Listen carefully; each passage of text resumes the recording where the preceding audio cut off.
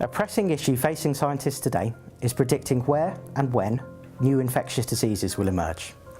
For example, after the 2014 Ebola outbreak in Africa, which affected nearly 30,000 people in over 6 countries, scientists wanted to identify locations where similar outbreaks might begin. In one study published in 2016, researchers used information from dozens of bat species around the world to predict which bats are most likely to harbour undiscovered but deadly Ebola-like viruses. They showed that large numbers of these bat species are from Southeast Asia, an area that could be targeted for future surveillance and virus discovery efforts.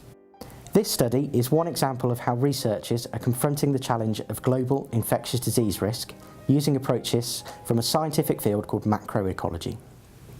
Macroecologists look at biological patterns and processes across broad scales of time and space. In the words of Jim Brown, a pioneering ecologist in this field, stand back and take a sufficiently distant view so that the idiosyncratic details disappear and only the big, important features remain. By viewing the natural world this way, scientists have discovered large-scale patterns of biological diversity in organisms such as mammals, birds, fish and trees.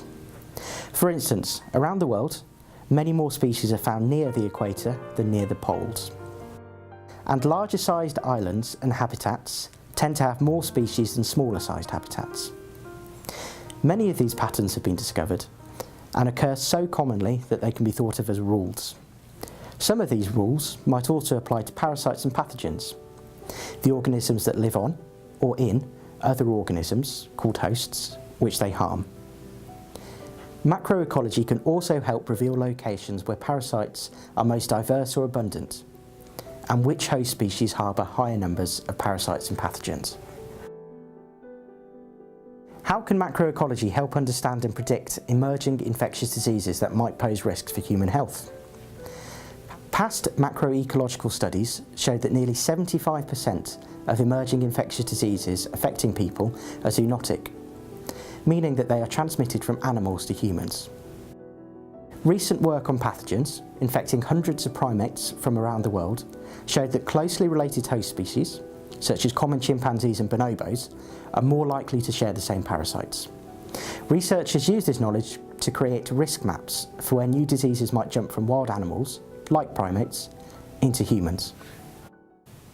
Many questions about the macroecology of parasites and their biodiversity remain unanswered, but are the current focus of a research group called the Macroecology of Infectious Disease Research Coordination Network. These researchers are applying modern computational tools to global-scale datasets on environmental variables, human distribution and parasite biodiversity, to understand the distribution of infectious diseases and to better predict their impacts for human and for biodiversity conservation. To learn more about the macroecology of infectious diseases and the Research Coordination Network, funded by the National Science Foundation, visit our website.